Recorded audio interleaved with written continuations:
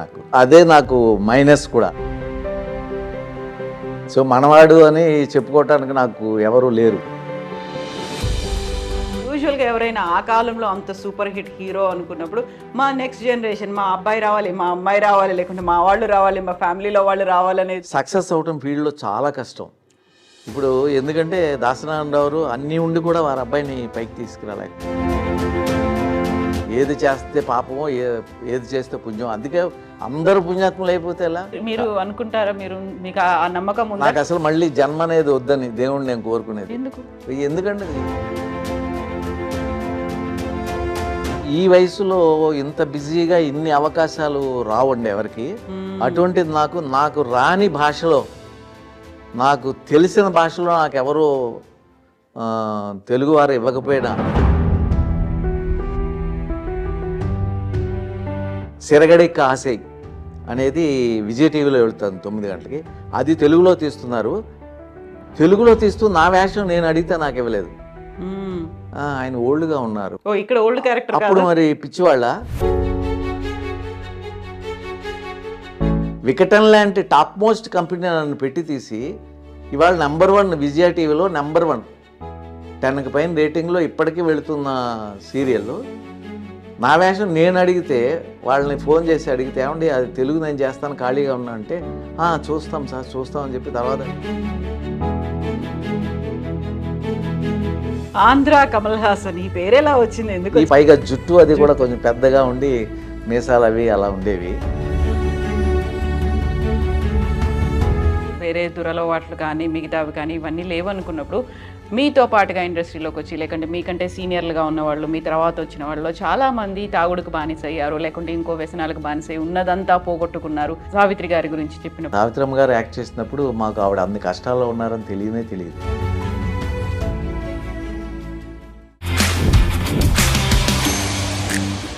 నమస్తే, welcome to I dream fame book with Kavitha. మనతో పాటుగా ఉన్నారు ఒక సీనియర్ మోస్ట్ యాక్టర్.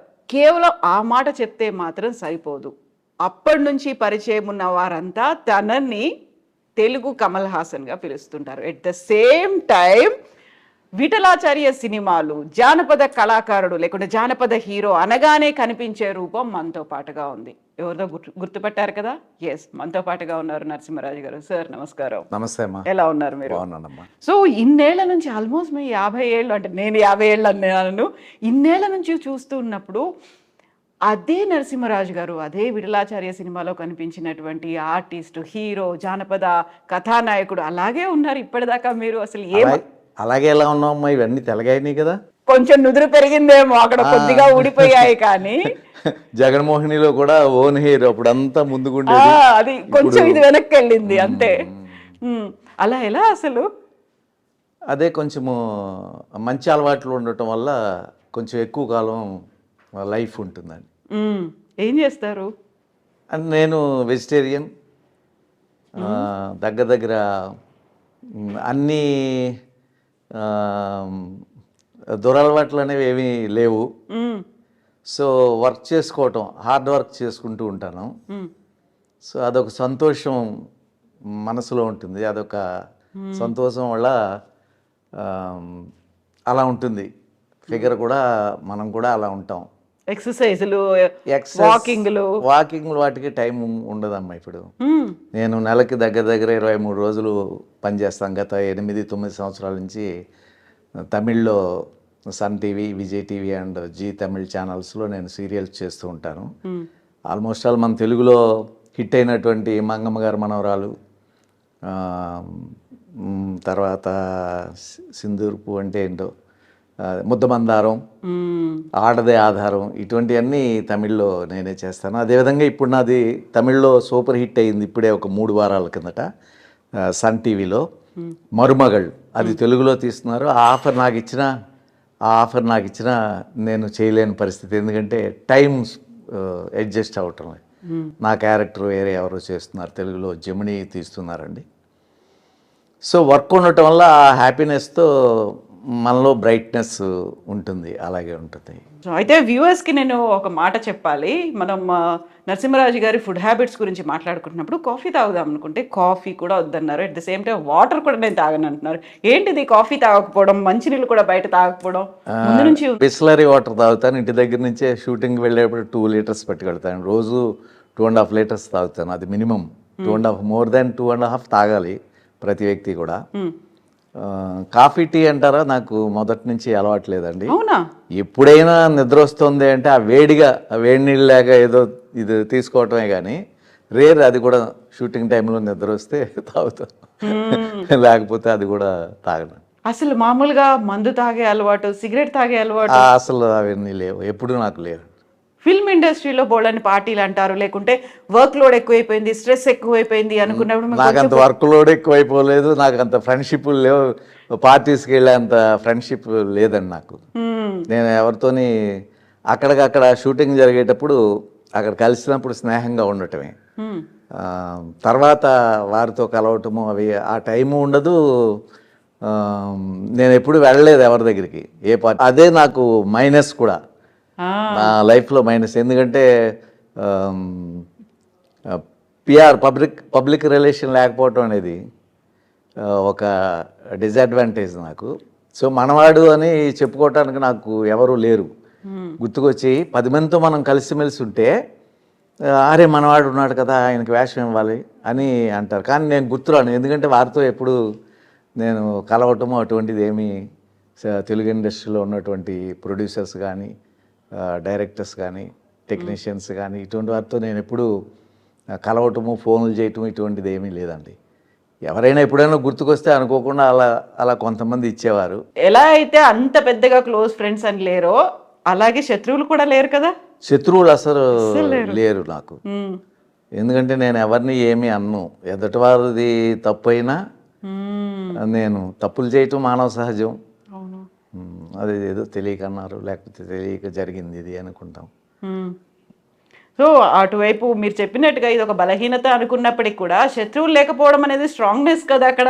తప్పకుండానండి, శత్రువులు ఉండకూడదు. ఎందుకంటే మనం ఈ లోకానికి ఊరికే చూడటానికి వచ్చాం, జర్నీలాగా. 50 ఇయర్స్ నుంచి 80 ఇయర్స్ 90 ఇయర్స్ వరకే లైఫ్. అది ఎంతసేపు అయిపోతూనే ఉంటుంది. బర్త్డే వచ్చిందంటే నాకు బాధగా ఉంటుంది. ఎవరి బర్త్డే అన్న చెప్పాలి అంటే వాళ్ళకి విషెస్ చెప్పాలి పక్కనే అంటే అందరూ చెప్పి బాధగా ఉంటుంది. ఎందుకంటే 1 ఇయర్ లైఫ్ వాళ్ళు ముందుకు వెళ్ళిపోయారే, జీవితం ఎండ్ అయిపోతుంది కదా, దానికి ఇంత హ్యాపీగా ఉంటున్నారు. 1 ఇయర్ మనం ముందుకు వెళ్ళిపోయాం అనేది నాకు వస్తుంది, ఏదో బాధ కలుగుతుంది. ఇప్పుడు మీరు బర్త్డే సెలబ్రేట్ చేసుకోరు అసలు? బర్త్డే అసలు చేసుకోండి, ఎవరైనా ఫోన్ చెప్పడం కూడా, విష్ చేస్తే ఎవరికి చెప్పడం కూడా, ఎవరికో కానీ తెలియదు, చాలా మందికి తెలియదు. విష్ చేస్తే తప్పకుండా రిసీవ్ చేసుకుంటానండి. నేను ఆశించను కూడా పెద్ద, అదే ఫీలింగ్ చెప్తున్నాను కదా. అయితే ఇప్పుడున్న కాలంలో ఒక పబ్లిక్ రిలేషన్స్ని మెయింటైన్ చేయాలి, ఒక నెట్వర్క్ని మెయింటైన్ చేయాలి, వాళ్ళకి ప్రతిసారి టచ్లో ఉండాలి, పండగ వచ్చినా, బర్త్డే వచ్చినా, మ్యారేజ్ యానివర్సరీ వచ్చినా వాళ్ళకి విష్ చేయాలి, ఇలాంటివన్నీ సోషలైజింగ్ అనేటువంటి కాన్సెప్ట్ అంటున్నారు కదా. ఉండాలండి, తప్పకుండా ఉండాలి, తప్పకుండా. మా ఇంట్లో నా వైఫ్, నా డాటర్, వీళ్ళందరూ కూడా మా అపార్ట్మెంట్లో ఉన్న 30 ఫ్యామిలీస్తో చాలా క్లోజ్గా ఉంటారు. వాళ్ళందరూ రోజు ఏవేవో పంపిస్తారు. చిన్న కష్టం వచ్చిందంటే అన్నిటికీ వాళ్ళు 2 నిమిషాల్లో వస్తారు. ఉండాలి.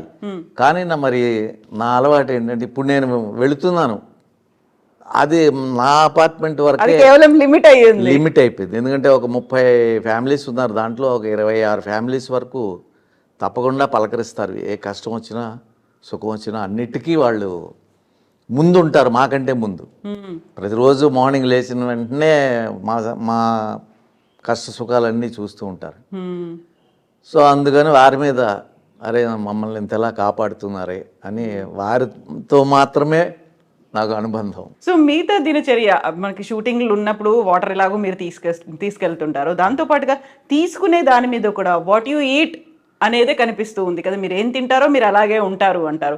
సో సాత్విక ఆహారమే తింటారు, కాకపోతే తీసుకోవాల్సినటువంటి ఫుడ్ కావచ్చు, లిమిట్ అనేది ఉంటుంది, ఏది అవాయిడ్ చేయాలనేది ఉంటుంది. డాక్టర్లు కూడా చెప్తుంటారు, మీరు ఏదైతే అవాయిడ్ చేస్తున్నారో అదే మీ హెల్త్కి మంచిది అని చెప్తుంటారు కదా. నేను ఫ్రూట్స్ ఎక్కువ తింటానండి. షూటింగ్లకు వెళ్ళటం వల్ల పెద్దగా ఎక్స్పెక్ట్ చేయను, ఫ్యామిలీ ఉండరు కాబట్టి నేను బయటే తినాలి అవి. సో అందుకని ఎక్కువగా పెరుగన్నం తింటాను, ఏదో సాంబార్ అన్నం తింటాను అంతే. ఈవినింగ్ ఏదో చపాతీ, ఒక 2 చపాతీ తింటాను. ఫ్రూట్స్ మీద ఎక్కువ ఆధారపడతా, బయట ఉంటాను కాబట్టి. సో నాకు షూటింగ్ నైట్ టైం నాకు నా పక్కనే నేను ఉన్నటువంటి పక్క స్ట్రీట్లో మాకు బ్రాహ్మిన్స్ మెస్ ఒకటి ఉంది, అక్కడ చాలా హోమ్ ఫుడ్లా ఉంటుంది. సో నాకు టిఫిన్ ప్రాబ్లం లేకుండా ఇంట్లో చేస్తున్న విధంగా అది నాకు ఇస్తూ ఉంటారు వాళ్ళు. నైట్ లేట్ అయినా 10 గంటలకి నాకు ఇస్తూ ఉంటారు. ఎక్కువగా ఫ్రూట్స్ మీద, డ్రై ఫ్రూట్స్ మీద ఆధారపడి ఉంటాను. అందుకని పెద్దగా ఏమీ డిఫరెన్స్ తెలియటం లే. 72 ఇయర్స్, అందులో 50 ఇయర్స్ ఫిల్మ్ ఇండస్ట్రీనే. అందులో డిఫరెంట్ షెడ్యూల్స్ అనేవి ఉంటాయి. ఒక్కోసారి టైంకు తినకపోవచ్చు, డే నైట్ షెడ్యూల్స్ ఉంటాయి. అప్పుడు ఏం చేసేవాడు? నైట్ వర్క్ చేసే అంత బిజీగా ఇప్పుడు లేము. జస్ట్ మార్నింగ్ నుంచి నేను 4 o'clock లేస్తాను. లేచి లైట్గా అన్నీ చేసి 6:30 అట్లా నన్ను తీసుకెళ్ళడానికి బండి పంపిస్తారు, వెళ్తాం. 9 o'clock వదిలేస్తారు. 9 o'clock తర్వాత వచ్చి 10-10:30కి నిద్రపోతాం. కొంచెం ఇప్పుడు వయసు రీత్యా నిద్ర సరిగా పట్టడం లేదు, అందుకే కొంచెము ఇవన్నీ రావటం. కానీ వర్క్ ఉన్నప్పుడు మనం చేసుకోవాలి. అందులో నాకు అప్పట్లో పెద్దగా వర్క్ ఉండేది కాదు. ఇప్పుడు అనుకోకుండా ఈ 7-8 సంవత్సరాల నుంచి నాకు మంచి వర్క్, నేను చేయలేనంత వర్క్ చాలా ఆఫర్స్ నాకు వస్తూ ఉంటాయండి. అయినా అంత అవసరం లేదని దాంట్లో సెలెక్ట్ చేసుకుని నేను చేసుకుంటూ with my family very happy అని. దేవుని నమ్ముతారా? తప్పకుండా నమ్ముతాను. పూజలు అంటే ఎప్పుడూ నేను దేవుడి దృష్టిలోనే ఉంటాను. అందుకని స్పెషల్గా పూజ నేను చేస్తాను ఎవ్రీడే. నేను గులాబీ పూలు అవి నా పక్కనే అన్నీ, అది నేనున్న మెయిన్ రోడ్లో అన్నీ ఉంటాయి.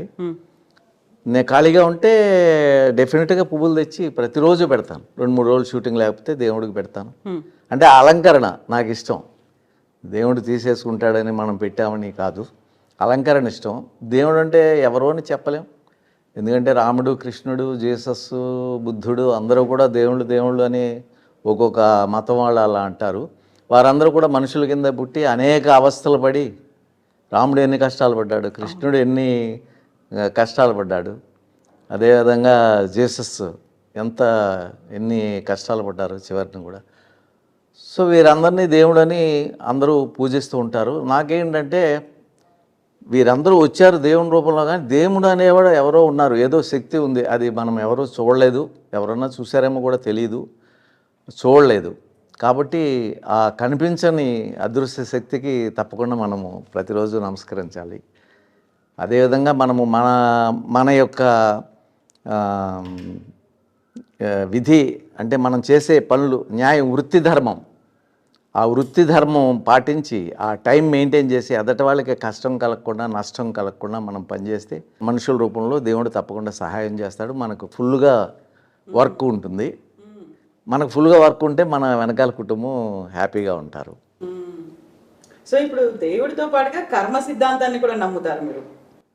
తప్పదమ్మా, ఆలోచిస్తే అంతే కదా. అందరూ వస్తున్నారు, అందరూ వెళ్ళిపోతున్నారు, మరి ఏమీ పట్టుకెళ్ళటం లేదు ఎవరు. మరి ఎందుకు ఈ కక్షలు అవి ఎందుకో అర్థం కాదు, ఎందుకు ఈ ఆస్తులు అవి ఎందుకో అర్థం కాదు. అందుకని తప్పకుండా మనం నమ్మాలి. ఏదో అదృశ్య శక్తి ఉంది, అది దేవుడు అవనివ్వండి ఏమవనివ్వండి తెలియదు. కళ్ళకి ఈ ప్రకృతి అంతా కనిపిస్తుంది. అంటే సూర్యుడు అవనివ్వండి, మనకు వాయువు, పీల్చే గాలి, ఆక్సిజన్ అంతా వాయువే కదా. అలాగే భూమి మీద ఉన్నాము, అనేక మండలాలు, ఆ మండలాలు భూమి మీద ఉన్నాము, మిగిలిన మండలాల్లో ఏముందో మనకి తెలీదు. ఇదంతా తెలియదు. కొన్ని వేల సంవత్సరాల నుంచి ఎవరికీ అర్థం కానిది, కొన్ని వేల లక్షల సంవత్సరాల నుంచి అర్థం కాని విషయం ఇది. అందుకని మనం అది కనిపెట్టలేము. సో అది నమ్మి మనకి జన్మించినందుకు మంచిగా ప్రవర్తించి, మన చుట్టుపక్కల ఉన్న వాళ్ళని ఆదరించి, వాళ్ళ కష్టం మన కష్టం, మనం కష్టంలో ఉండే వాళ్ళకి కష్టం తీర్చలేము వాళ్ళ కష్టం. ఏం చేయగలమో అది మనం చేస్తే మన జన్మ సార్థకం అవుతుంది. అయితే ఇప్పుడు దేవుడు, కర్మ సిద్ధాంతం ఇవన్నీ నమ్మిన తర్వాత దయ్యాలు ఉన్నాయనేది కూడా నమ్ముతారా? ఏమోనమ్మా, దెయ్యాలు ఉన్నాయని నేను ఎప్పుడు చూడలేదు, నాకు ఎప్పుడు కనిపించలేదు. చాలామంది పల్లెటూరులో కూడా మేము పల్లెటూరులో ఉన్నప్పుడు ఏదో చీపురు కట్టలతో కొట్టడము, దెయ్యం పట్టడము, అరవటము, మళ్ళీ తగ్గిపోయిందంటాం, కొట్టిన వెంటనే ఇట్లా ఉన్నాయి. సినిమాల్లో పనిచేసాము. నేను అందుకే ఎప్పుడు లింక్ చేద్దాం అదే నేను ఆచార్య సినిమా అనగానే. అదే ఆ చాలా సినిమాల్లో, దెయ్యాల సినిమాల్లో నేను పనిచేశాను, కానీ నేను ఎప్పుడు చూడలేదండి. ఒంటరిగా కూడా పెద్దగా నేను ఇప్పుడు ఒంటరిగానే ఉంటాను ఇక్కడ. నాకు భయమని అనిపించలేదు, అటువంటి సిచ్యువేషన్స్ ఏమీ రాలేదు. కళలు వస్తూ ఉంటాయి, ఆ కళలు అసలు మనకు సంబంధం లేనివి ఏవో వస్తూ ఉంటాయని మళ్ళీ మర్చిపోతూ ఉంటాం. వాటి అర్థాలు అవి ఏమన్నా ఉంటాయో ఏదో కూడా తెలియదు. పాములు కనిపిస్తాయి, ఏదో కొండలు లీలగా ఏవో కనిపిస్తూ ఉంటాయి. అయితే ఇప్పుడు విఠలాచార్య గారి సినిమాల్లో చాలా వరకు దయ్యాలు ఉంటాయి, భూతాలు ఉంటాయి, ఆ కాళ్ళు ముందుకున్నాయా వెనక్కున్నాయా, తెల్లటి ఆకారంలో జుట్టు విరబోసుకొని ఇవన్నీ కనిపిస్తున్నాయి. మీరు చేసిన మెజారిటీ సినిమాల్లో, అంటే ఆ టైంలో వచ్చిన, ఆ కాలంలో అంటే వచ్చిన పల్లెటూరులో మరి అవే చెప్తారు కదా. విఠలాచార్య గారు తీశారు అంటే ఆయన కూడా విని పుస్తకాల్లో చదివి, చందమామ, బాలమిత్ర ఇటువంటివి చదివి, దెయ్యాలనేవి ఇలా ఉంటాయి, పాదాలు ముందుకుంటాయి, వేళ్ళు వెనక్కుంటాయి, ఇలా నడుస్తాయి, తెల్లగా ఉంటాయి, అట్లా అని అవన్నీ చదివాము కదా. విఠలాచార్య సినిమాలో నాకు ఇప్పటికే జగన్మోహిని అనుకుంటాను కదా, పొయ్యిలోనే ఇలా కాళ్ళు పెట్టి వంట చేయడము అనేది, ఇవన్నీ కూడా అసలు ఆ థాట్ ఎలా వచ్చేది, ఏం చేసేవాళ్ళు ఆ టైంలో, మీరేం అడిగేవాళ్ళు ఆయన్ని, నిజంగా ఇలా ఉంటాయా లేకపోతే? లేదండి, మేము ఎప్పుడు అడిగేవాళ్ళం కాదు. ఎందుకంటే ముందు పుస్తకాల్లో చదివాం కదా దెయ్యాలు ఉంటాయని. సో దెయ్యాలు లేవని మనం చూడలేదు, మనకు కనిపించలేదు. అందరికీ కనిపించవు అవి, ఒక్కొక్క నక్షత్రాన్ని బట్టి కనిపిస్తాయట. అందుకని ఉన్నాయా అంటే లేవని చెప్పలేము, ఉన్నాయంటే ఉన్నాయని చెప్పలేము, మనం చూడలేదు కాబట్టి. లేవా అంటానికి ఇంకొకళ్ళు కనిపించిన వాళ్ళు చెప్తున్నారు కాబట్టి ఉన్నాయని అనుకోవాలి. అయితే విఠలాచార్య గారి సినిమాల్లో ఎంత అయితే ఇవన్నీ దయ్యాలు ఇవన్నీ అనుకుంటామో, జానపద గాథలు అనేవి చాలా ఎక్కువ ఉంటాయి. జానపద కథానాయకుడు నరసింహరాజు గారు అనగానే అలా ఒకటి ఫిక్స్ అయిపోయింది కదా, విఠలాచార్య సినిమా అనగానే ఇలా ఫిక్స్ అయిపోయింది. ఆ టైంలోనే మీరు సూపర్ హిట్ హీరో అక్కడ. జానపద చిత్రాలు అంటే మీరే కనిపించేవాళ్ళు. మీతో పాటుగా కాంతారావు గారు కూడా, కత్తి యుద్ధం కాంతారావు, జానపద కళాకారులు, ఎలా ఉండేది ఆ టైంలో? కాదండి, అంటే రామారావు గారు ఫస్ట్ చేసేవారు, తర్వాత కాంతారావు గారు చేసేవారు. వారు చేసినప్పుడే నాకు విఠలాచార్య గారు అవకాశం ఇచ్చారు. నాతో తీసిన తర్వాత ఇంకా వారెవరూ చేయలేదండి. రామారావు గారు ఒక్కటి చేశారు, సింహబలుడు అని ఒక్కటి చేశారు. కాంతారావు గారు హీరోగా చేయలేదు. కాంతారావు గారు పొజిషనే నాకు ఇచ్చారు విఠలాచార్య గారు. సో నా బిహేవియర్ ఈ సినిమాల్లో, ముఖ్యంగా సినిమాల్లోనే కాదు, ఈవెన్ రాజకీయాల్లో కూడా ముఖ్యంగా బిహేవియర్ మీద ఆధారపడి ఉంటుందండి. బిహేవియర్ బాగున్నట్టయితే పెద్దవాళ్ళు మనల్ని ఆదరిస్తారు. సో నా బిహేవియర్ ఎలా ఉండాలి ఏంటనేది నా అనుభవం ద్వారా నేను డే బై డే నేను నేర్చుకోవటం వల్ల, నా బిహేవియర్ వల్ల విఠలాచార్య గారికి వారు తీసిన అన్ని పిక్చర్లు నేనే చేశాను హీరోగా. అంటే నా బిహేవియర్ వారికి నచ్చింది. నా టైమింగ్ అవ్వనివ్వండి, నేను చేయటం, నా విధేయతగా ఉండటం. సో వారు అన్ని పిక్చర్లు, జగన్మోహన్ తర్వాత గంధర్వ కన్య, నవమోహిని, మోహిని శపథం, ఇలాంటివన్నీ. అదేవిధంగా పక్కన వారి శిష్యులైనటువంటి పింజరి సుబ్బారావు గారు 1 సంవత్సరంలో 3 సినిమాలు, త్రిలోక సుందరి, లక్ష్మీ పూజ, మహాశక్తి, ఇటువంటివన్నీ చేశాను. ఆల్మోస్ట్ ఆల్ జయలలిత గారు, వాణిశ్రీ గారు తప్ప మిగిలిన అందరు హీరోయిన్స్తో, జయసుధ గారు, లత గారు, మంజుల గారు, మాధవి గారు, కవిత, ప్రభ, అందరితో కూడా అందరితో నేను వర్క్ చేశా హీరోగా. వారందరూ హీరోయిన్స్గా ఉండేవారు. సో బిహేవియర్ వల్ల కూడా నాకు దగ్గర మోర్ దెన్ 100 మూవీస్ చేశానండి. బిహేవియర్ వల్ల అందరూ ఇచ్చారు. నేను వారితో స్నేహం లేకపోయినా సో ఈ వేషానికి వారు బాగుంటారు. ఇక ఏంటంటే నాకు అవకాశం జగన్మోహన్లో ఇచ్చారు కాబట్టి నేనే అన్నీ చేయటం వల్ల నేనే కథానాయకుడిని, ఈయనొక్కరే రాజకుమారుడు అని అనుకోవటమే తప్పదా. మిగిలిన ఎవరికిచ్చినా బాగుంటారు కదా. ఎవరికిచ్చినా ఆ వేషం వేసుకుని అలా విగ్గి పెట్టుకుని అటు ఉంటుంటే కొంచెం బాడీ అది ఉన్నవాళ్ళు చక్కగా ఉంటారండి. అవకాశం ఎవరికి ఇవ్వకుండా నాకే విఠలాచార్య గారు, మిగిలిన ప్రొడ్యూసర్స్ కూడా ఇవ్వటం జరిగింది. సో విఠలాచార్య గారు, నేను ఇండస్ట్రీలో ఇప్పుడు తమిళ్లో చేస్తుంది, నేను తమిళ్ సీరియల్స్ గురించి చెప్తారు, జగన్మోహిని గురించి చెప్తారు. విఠలాచార్య గారి హీరో జగన్మోహిని గురించి ఇప్పటికీ మాట్లాడుతూ ఉంటారు. సో ఇప్పటికీ నన్ను నిలబెట్టిందంటే విఠలాచార్య గారు, జగన్మోహిని మెయిన్ అండి. సో సోషల్ పిక్చర్స్లో దాసనారాయణరావు ఇచ్చినటువంటి తూర్పు పడమర, కన్యాకుమారి, ఇది ఎక్కడ న్యాయం వారు ఇచ్చిన, సో ఫస్ట్ నన్ను ఇంట్రడ్యూస్ చేసిన నవశక్తి ప్రొడక్షన్స్ బివి ప్రసాద్ గారు డైరెక్టర్, వారు ఇంట్రడ్యూస్ చేశారు నన్ను ఆ కంపెనీ ద్వారా. సో వారి పుణ్యాన్ని ఇప్పటికీ నేను 53 సంవత్సరాలు మీరు చెప్పినట్టు 53 ఇయర్స్గా 69లో వెళ్ళాను ఇండస్ట్రీకి. 53 ఇయర్స్గా నేను వర్క్ చేస్తూనే ఉన్నాను. సో అప్పటికంటే ఇప్పుడు మేము చాలా హ్యాపీ, ఎందుకంటే హెవీ వర్క్ కాబట్టి. అంటే హ్యాపీ అంటే మనకి అత్యాశ లేదు కాబట్టి, నాకు ఇంత రావాలి నాకు నేను ఇలా ఉండాలి నా వెనకాల ఇలా ఉండాలి, నాకు ఇన్ని బిల్డింగ్లు ఉండాలి, ఇంత ఇటువంటి అత్యాశ లేదు. ఈవెన్ ఆశ కూడా లేదు నాకు. అత్యాశ మాట అటు ఉంచండి, ఆశ కూడా లేదు. భగవంతుడు ఎలా నడిపిస్తే అలా. రాత్రి పగలు లాగా, పగలంటే బ్రైట్నెస్, తప్పకుండా రాత్రి అవుతుంది, చీకటి అవుతుంది. సో జీవితంలో ప్రతి వాళ్ళకి పగలనే బ్రైట్నెస్ ఉంటుంది, జీవితం హ్యాపీగా ఉంటారు. కష్టం అనేది వస్తుంది రాత్రి సమయంలో. మనం పూజించకపోయినా మళ్ళీ భగవంతుడు మళ్ళీ ఏ విధంగా తెల్లవారుతుందో ఆ విధంగా తెల్లవారి మళ్ళీ బ్రైట్నెస్ వాళ్ళ జీవితాల్లో వస్తూ ఉంటుంది. అట్లా ఇవన్నీ తెలుసుకుని అందరూ బాగుంటే అసలు భూమి మీద కష్టం అనేదే ఉండదండి. ఉన్నవాళ్ళు, డబ్బున్నవాళ్ళు మంచి మనసుతో, ఎక్సెస్ డబ్బుని ఏం చేసుకుంటారు? ఏం చేయలేరు కదా. మీరు తినేది నేను కొంచెం ఎక్కువ తినొచ్చు, లేకపోతే కొంచెం 2-3 కర్రీలు చేసుకోవచ్చు, అంత చేసుకోవచ్చు. కానీ మీరు అంతకంటే ఎక్కువ తినలేము కదా. సో మిగిలినంతా ఏముందండి, మిగిలినంతా ఎవరో ఏమి పట్టుకెళ్ళలేం. సో మన పక్కోడు కూడా బాధ ఉంది అంటే వాళ్ళని చూసినట్టయితే అసలు ఈ భూమి మీద మనిషికి కష్టమే ఉండదు. ఈ మనుషులు కూడా ఇతర జీవుల గురించి భగవంతుడు ఇస్తున్నది సరిపోదు అన్నట్టుగా ఎన్నో వెజిటేరియన్ అనేక కూరలు, కూరగాయలు, పళ్ళు అన్నీ అనేకమైన ఇస్తూ ఉంటే ఇవన్నీ వీటితో పాటు ఇంకా జీవుల్ని, నోరు లేని జీవాలని హింసించి కోసేసి వాటన్నిటిని తినటం కూడా అంత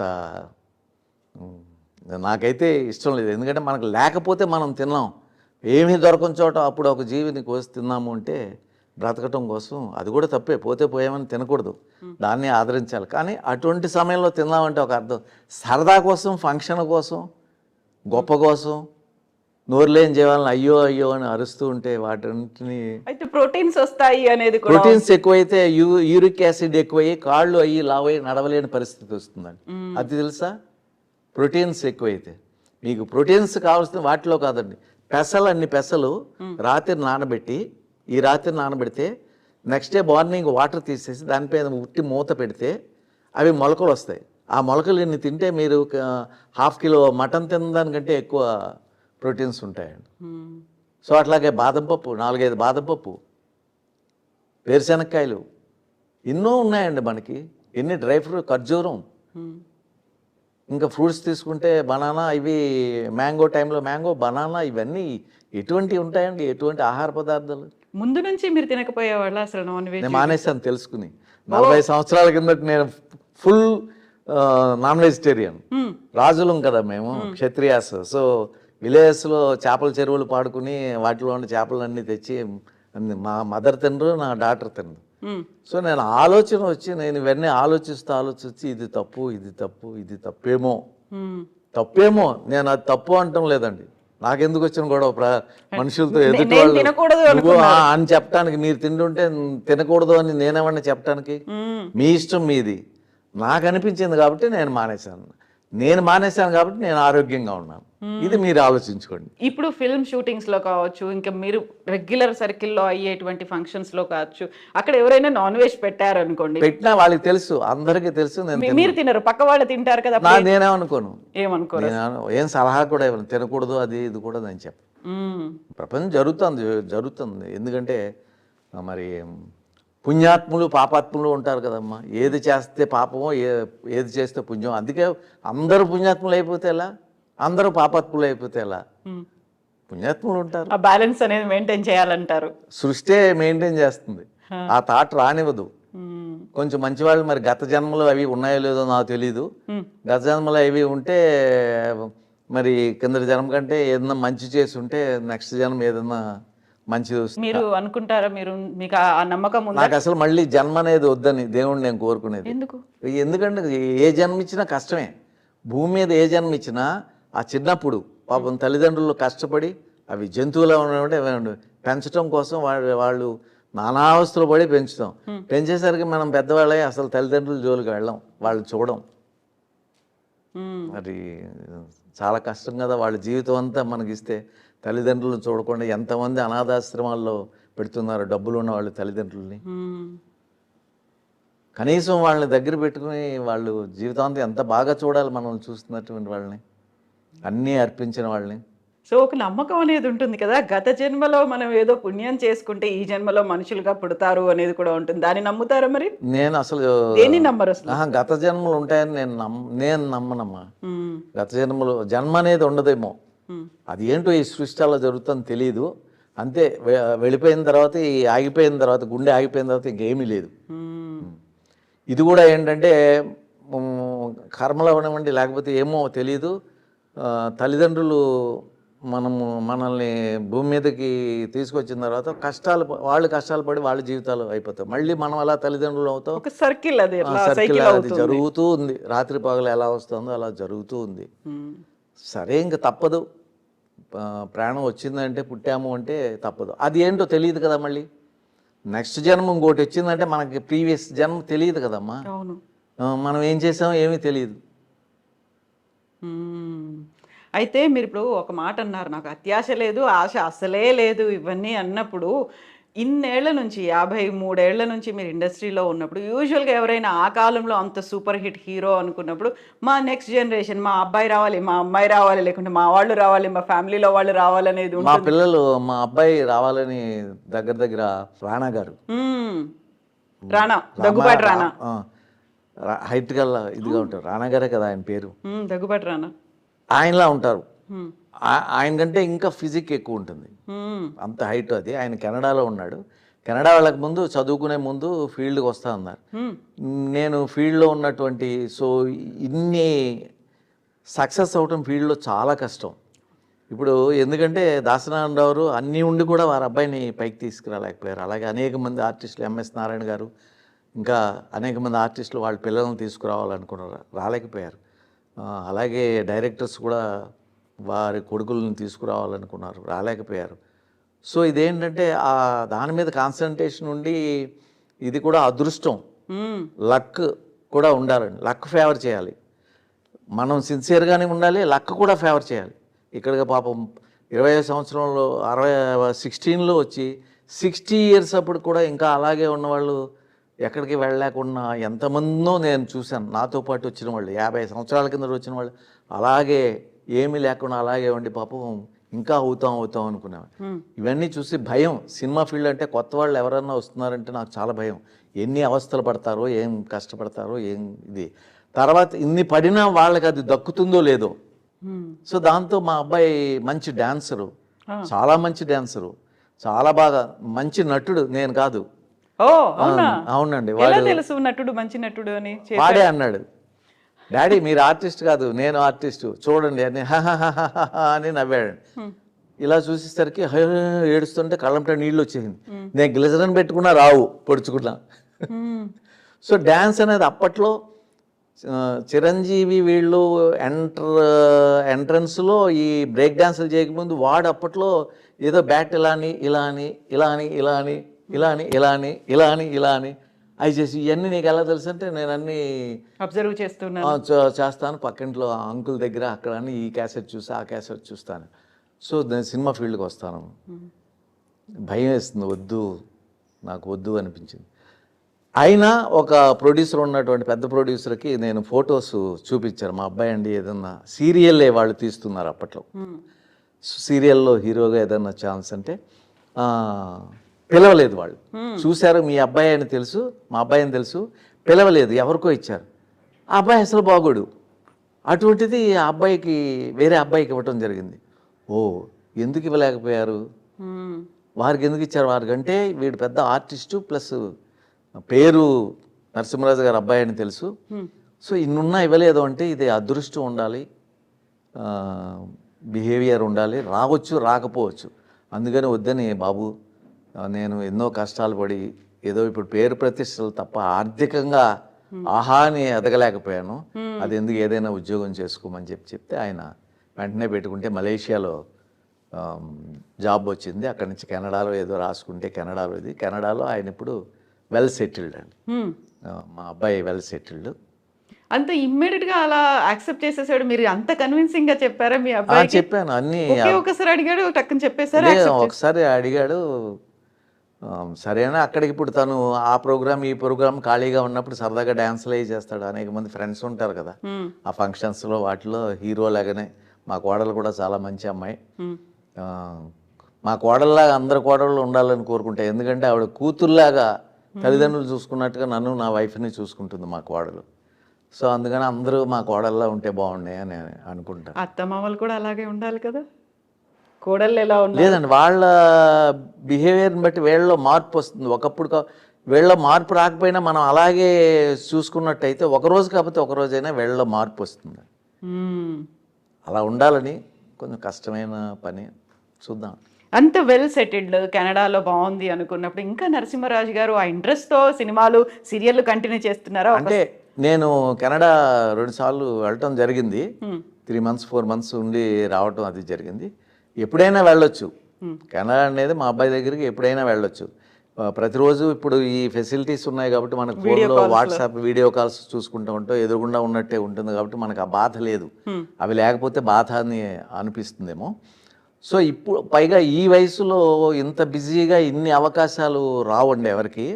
అటువంటిది నాకు రాని భాషలో, నాకు తెలిసిన భాషలో నాకెవరో తెలుగువారు ఇవ్వకపోయినా, నా టెక్నీషియన్స్ ప్రొడ్యూసర్స్ వాళ్ళు కూడా ఎవరు ఇవ్వకపోయినా, సో నాకు రాని భాషలో నన్ను నెంబర్ 1గా ప్రతి మెయిన్ క్యారెక్టర్ వస్తే నన్నే అడుగుతారు. ఖాళీ లేకపోతే నెక్స్ట్ చాయిస్ చూసుకుంటారు. కానీ 3 ఛానల్స్ కూడా నన్నే ఈరోజు 3 ఛానల్స్లో నావి మూడు ఇప్పుడు మరుమగళ్ అనేది సన్ టీవీలో నెంబర్ 1గా వెళుతుందండి. సిరగడి కాసై అనేది విజయ్ టీవీలో వెళుతుంది 9 గంటలకి. అది తెలుగులో తీస్తున్నారు. తెలుగులో తీస్తూ నా వేషం నేను అడిగితే నాకు ఇవ్వలేదు. ఆయన ఓల్డ్గా ఉన్నారు. ఇక్కడ ఓల్డ్ క్యారెక్టర్. అప్పుడు మరి పిచ్చివాళ్ళ వికటన్ లాంటి టాప్ మోస్ట్ కంపెనీ నన్ను పెట్టి తీసి ఇవాళ నెంబర్ 1 విజయ టీవీలో నెంబర్ 1 10కి పైన రేటింగ్లో ఇప్పటికీ వెళుతున్న సీరియల్లో నా వేషం నేను అడిగితే, వాళ్ళని ఫోన్ చేసి అడిగితే, ఏమండి అది తెలుగు నేను చేస్తాను ఖాళీగా ఉన్నా అంటే, చూస్తాం సార్ చూస్తామని చెప్పి తర్వాత అడిగితే ఎవరో చెప్పారు, ఇలా డిస్కషన్లో వచ్చింది, ఆయన ఓల్డ్గా ఉన్నారు. సరే పర్వాలేదు. ఇప్పుడు ఎవరు చేస్తున్నారు తెలియదు నాకు, నేను పట్టించుకోను ఇంకా. ఓకే. అప్పుడు నేను ఖాళీగా ఉన్నాను, అందుకని నేను అడిగా. ఇప్పుడు నేను బిజీ. తర్వాత నన్ను జీ తమిళ్లోని స్టార్ మాలో ఏదో అడిగారు. ఆ టైమ్స్ వాళ్ళు అడిగిన టైమ్స్కి నాకు కుదరలేదండి. ఎందుకంటే నేను అక్కడ ఒక 15 రోజులు 10 రోజులు నాకు అక్కడ వర్క్ దొరికితే అసలు నేను చెన్నై వద్దామని లేదు. ఎందుకంటే మా ఇంట్లో వాళ్ళకి ఆరోగ్యం సరిగా ఉండదు. సో అక్కడ ఉన్నట్టయితే రోజు మార్నింగ్ వెళ్తే రాత్రి వచ్చి ఇంట్లో వాళ్ళని చూసుకోవచ్చు కదా, మనల్ని నమ్మిన వాళ్ళని. అవకాశం ఇవ్వటం లేదు నాకు. ఇప్పుడు తమిళ్ మీకు రాదా? అప్పుడు రాలేదా? ఇప్పుడు మొత్తం నేర్చుకునే? మా ఇంట్లో అందరికీ వచ్చి నేర్చుకోలేదండి, నాకు రాదు ఎందుకో. ఇప్పుడు మాట్లాడడం, డైలాగ్స్ చెప్పడం, వాళ్ళ కమ్యూనికేషన్ చెప్తారు కదా, తెలుగైనా తమిళైనా నాకు ప్రాంప్టింగ్ ఇస్తారు. తెలుగైనా ఇవ్వాల్సిందే, తెలుగైనా ప్రాంప్టింగ్ ఇస్తారు. ప్రాంప్టింగ్ అలవాటు అయిపోయింది. నేను అది వింటూ నా ఇష్టం వచ్చినట్టు చెప్పుకుంటా. డబ్బింగ్ వాళ్ళు చెప్పుకుంటారు తమిళ్, తెలుగు నేనే చెప్తాను. డబ్బింగ్ వాళ్ళు చెప్పుకుంటారు, మనకంటే బాగా చెప్తారు. మనం కొన్ని తప్పులు చేసినా డబ్బింగ్ ఆర్టిస్టులు మనకంటే బాగా చెప్తారు. సరైన ఆర్టిస్ట్ పడితే మనకంటే బాగా చెప్తారు. సో ఎన్నేళ్ల నుంచి ఇక్కడ మద్రాసులో ఉన్నారు, చెన్నైలో ఉన్నారు? అంటే చిన్నగా ఇప్పుడు కూర్చోండి తినండి బాగున్నారా ఇటువంటి ఇదే కాదు కదా, ఎప్పుడు అవే డైలాగులు ఉండవు కదా, ఎన్నో ఉంటాయి కదా. సో అవన్నీ రావాలంటే అసలు అర్థాలే తెలియదు. ఇప్పుడు కూడా నేను చెప్పింది చూస్తుంటే అర్థం అవుతుంది నాకు. చూస్తాను, పెద్ద పెద్ద లెంగ్తీ డైలాగులు చెప్తాను. ఆహా ఓహో అని నా పక్కనే మా హౌస్ ఓనర్ గారు ఇంట్లో చూశాను అనుకోండి, ఏదైనా ఖాళీగా ఉన్న రోజు వెళ్ళి చూస్తే వాళ్ళు చాలా ఎంజాయ్ చేస్తారు. అబ్బా ఎంత బాగా చెప్పారో అనుకుంటూ ఉంటారు. దానికి అర్థం ఏంటరా బాబు, అప్పటికప్పుడు చెప్పారు, అప్పుడు అర్థమైంది, ఆ ఎక్స్ప్రెషన్స్తో చేశాను, తర్వాత దానికి అర్థమే తెలియదు. అయితే ఇప్పుడు మీకు భాష తెలియదు, ఇందులో ఎమోషన్ ఏంటో తెలియదు, మీరు చెప్పిన డైలాగ్ ఏంటో తెలియదు, అయినప్పటికీ కూడా నరసింహరాజు గారు మాకు కావాలి అని చెప్పి తమిళ్ విశ్వ గారు డైరెక్టర్, పెద్ద డైరెక్టర్, పూర్వం మనకి విశ్వ గారని చాలా సినిమాలు తమిళ డైరెక్టర్, ఇక్కడ టాప్ డైరెక్టర్. వారు నేను ఒక సీరియల్ చేసాం. వారు ఒక కుటుంబ పెద్ద, నేను ఒకడు. ఆయన చూసి ఒకటే అన్నారు, ఆయన మీకు తమిళ్ రాదని తెలుసు కానీ మీరు ఇంత బాగా మేనేజ్ చేస్తుంటే మీ ఎక్స్పీరియన్స్ మిమ్మల్ని ఇచ్చేస్తుంది. మొదటి సీన్ చెప్తారు కదా, ఏంటి ఈ సీన్ అది. సో ఆ మూడ్ ఉంటుంది. ఆ మూడ్లో డైలాగ్ వాళ్ళు చెప్తే వచ్చేస్తుంది ఆటోమేటిక్గా వచ్చేస్తుంది.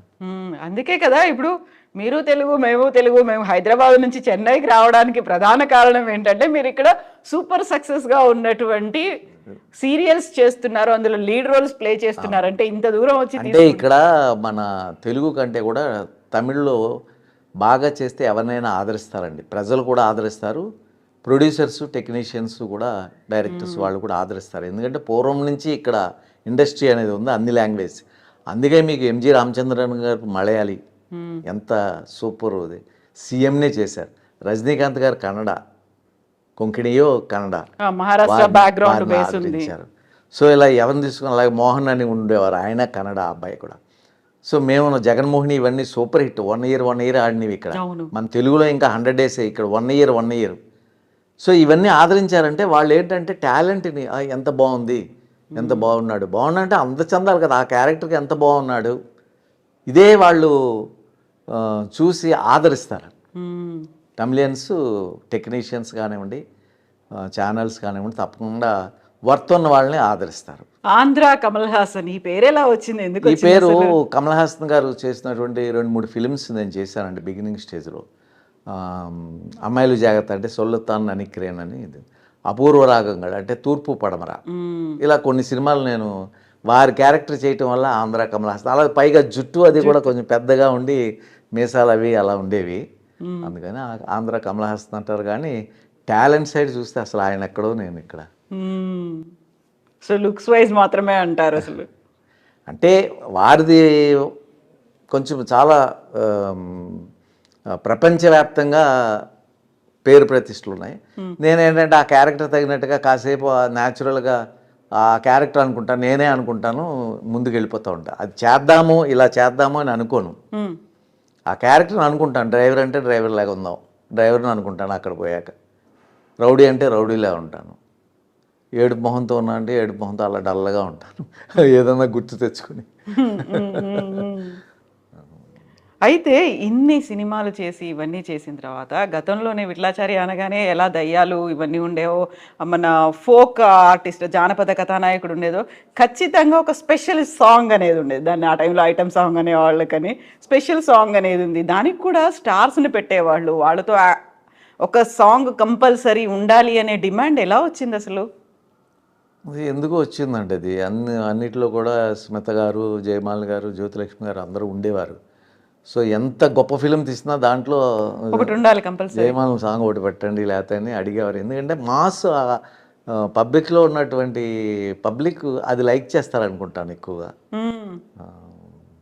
ఎలా ఉండేది ఆ టైంలో అసోసియేషన్? అంటే ఒక టీం అంతా ఉండేవాళ్ళు, ఈ డిఫరెంట్ సాంగ్స్ అనేది ఉండేది, డిస్క్రిమినేషన్ అట్లా ఏమన్నా ఉండేది అసలు?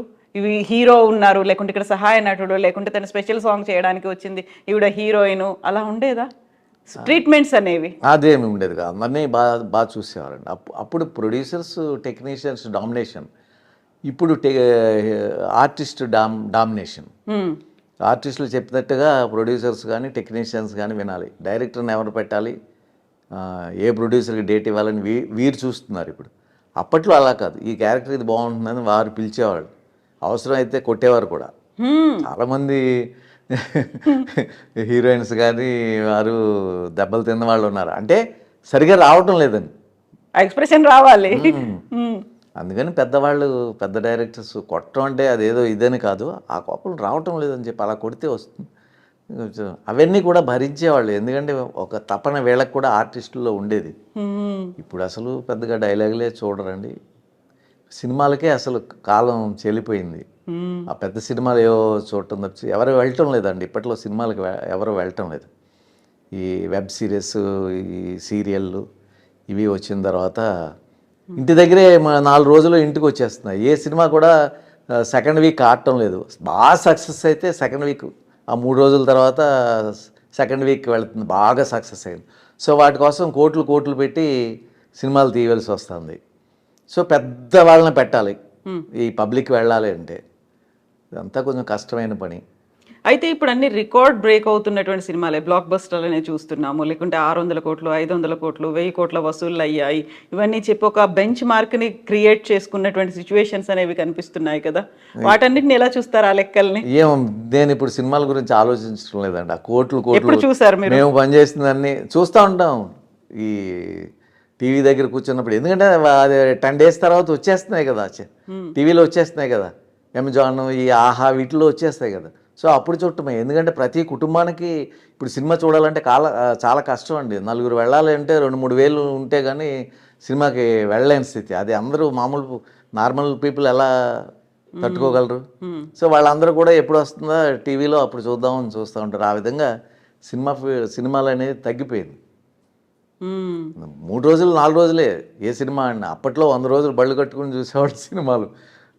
రామారావు రక్త సంబంధం ఇవి ఉన్నాయంటే, దేవదాస్ ఇవి ఉన్నాయంటే బళ్ళు కట్టుకుని చూసేవాళ్ళండి. ఇప్పుడు బళ్ళు కట్టుకుని కాదు కదా, సోమవారం జనం ఉండటం కష్టం.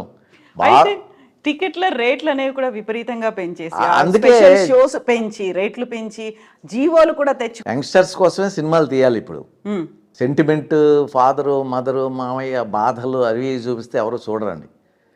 సో కాలం మారిపోయింది కాబట్టి వాళ్ళకి కావాల్సిన విధంగా, ఈ యంగ్స్టర్స్ కావాల్సిన విధంగా సినిమాలు తీయాలి. లేకపోతే ఇక్కడ తంతే అక్కడ 10 మంది ఎలా పడిపోతారు? అది కరెక్టా? ఎక్కడన్నా జరుగుతుందండి? ఆ హూ ఈ హూ అంటే బ్లేడ్ ఉట్టుకుని ఇలా కోస్తే అసలు రక్తాలు వచ్చేస్తాయి.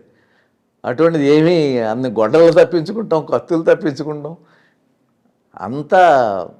కానీ అదేంటంటే చూడటానికి బాగుంటుంది కాబట్టి ప్రతి వాళ్ళు నేను అలా ఉండాలి అన్నట్టుగా హీరోలా ఫీల్ అవుతారు కూర్చున్న వాళ్ళు.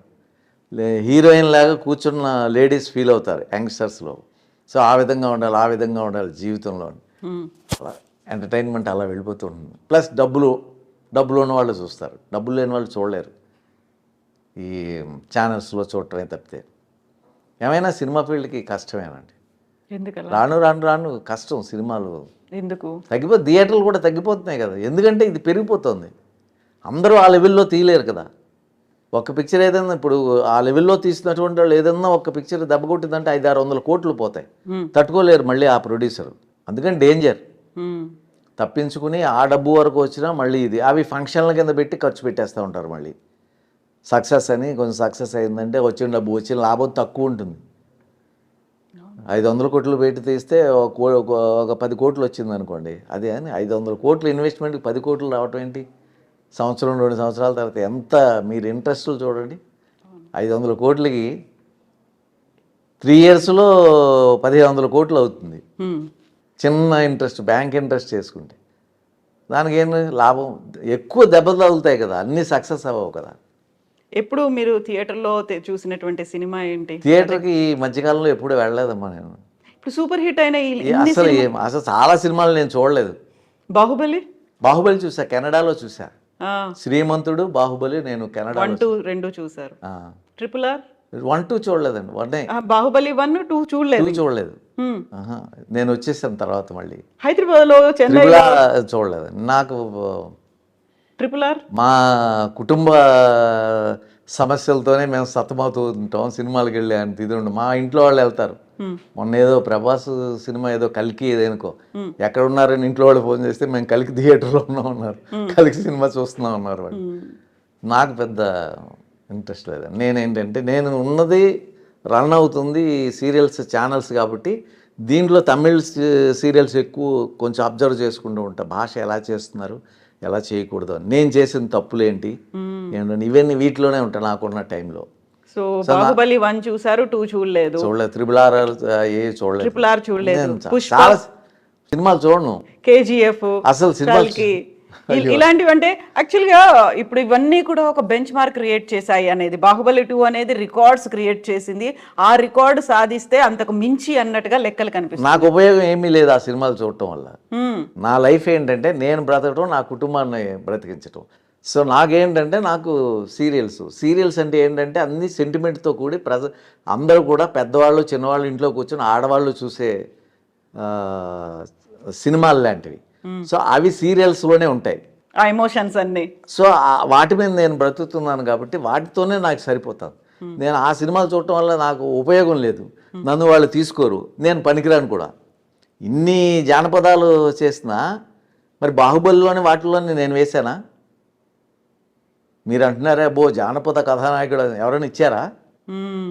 అవన్నీ ఊరికే అండి. సో మీరు వాళ్ళకి అందుబాటులో లేరా, లేకుంటే మీరునే వద్దనుకున్నారా వాళ్ళు?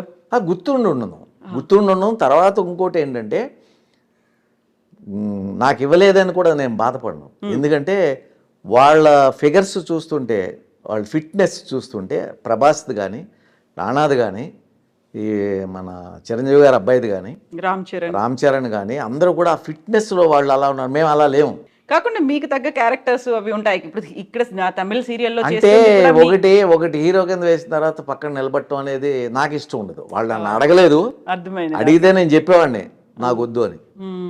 ఇప్పుడు ఏదైనా భారతం తీస్తున్నారనుకోండి, మనకు వేషం ఇవ్వాలంటే మంచిది ఏదైనా ఇవ్వాలి, ధర్మరాజు లాంటితో ఏదైనా ఇవ్వాలి. అటువంటి ఒక సో ఆయనకి పెద్ద ఫిట్నెస్ అక్కర్లేదు, చక్కగా ఉంటే సరిపోతుంది. ఇవన్నీ ఇవ్వాలన్నా కూడా కొంచెం ఆలోచించాలి. ఎందుకంటే ఆ వేషం వేసుకుంటే నాకు వేసే వాళ్ళకంటే నేను చిన్నగా అనిపిస్తాను. ఎందుకంటే నా పర్సనాలిటీ అటువంటిది. ఈ తెలుపు సంగతి తీసేస్తే నా ఫేస్ కానీ, నా హైట్, నా బాడీ అది చిన్న పర్సనాలిటీ. సో నేను పెద్ద పర్సనాలిటీ పక్కనే అన్నగారి కింద, తండ్రి కింద పనికిరాను. ఆ లోపాలు కూడా మనము తెలుసుకోవాలి. వాళ్ళు ఇవ్వలేదని మనము బాధపడకు, మనల్ని పిలవలేదేంటి, నేను ఇన్ని జానపదాలు వేస్తే నన్ను రాజమౌళి గారు పిలవలేదంటే అని అనుకోకూడదు. ఎందుకంటే నేను దేనికి పనికొస్తాను, దాంట్లో పనికిరాను. చిన్నది వాళ్ళు ఇవ్వడం లేరు. ఒకవేళ చిన్నదాన్ని ఆఫర్ చేసినా నేను చేయను. ఎందుకంటే ఒకప్పుడు నాకు ఇవి ఉన్నాయి కదా పక్కన నా లైఫ్ మెయింటెనెన్స్కి. సో చిన్నగా వెళ్ళి నేను నిలబడవలసిన అవసరం లేదు. పేరు ప్రతిష్టలు ఉన్నాయి కదా. ఇప్పుడు వచ్చినా మీరు జానపద హీరో అంటున్నారా, ఆ పేరు అలా ఉండిపోతేనే మంచిది. అవును. అయితే ఇప్పటికి సీరియళ్ళు కావచ్చు, ఓటీటీలకు కావచ్చు, ఈ రెండింటికి డిఫరెంట్గా వచ్చినటువంటి పేరు ఏంటంటే, సీరియళ్ళలో ఎక్కువగా అత్తాకోడలు క్రూయాలిటీ అనేది చూపిస్తుంటారు, లేకుంటే ఓవర్ ఎమోషన్స్, ఓవర్ యాక్టింగ్ అనేది ఉంటుంది. వాటన్నిటిని ప్రతి ఇంట్లో చూస్తున్నారేమో కానీ అవే జరగట్లేవు కదా ప్రతి ఇంట్లో అనేది కూడా ఉంటుంది. కరెక్టే. అంత ఎందుకు దానికి కనెక్ట్ అయ్యారు జనాలు? తెలియలేదండి. జనాలు అంటూనే ఉంటారు, జనాలు తిడుతూ ఉంటారు, ప్రతి దాంట్లో ఇదేనా అంటూనే ఉంటారు. మరి వాళ్ళు తీస్తూనే ఉంటారు, మనకు తెలియదు. అదే సక్సెస్ అవుతుంది. మనం క్వశ్చన్ చేయకూడదు, ఎందుకంటే మనం వాటిలో బ్రతుకుతున్న వాళ్ళం. సో మనం క్వశ్చన్ చేయకూడదు.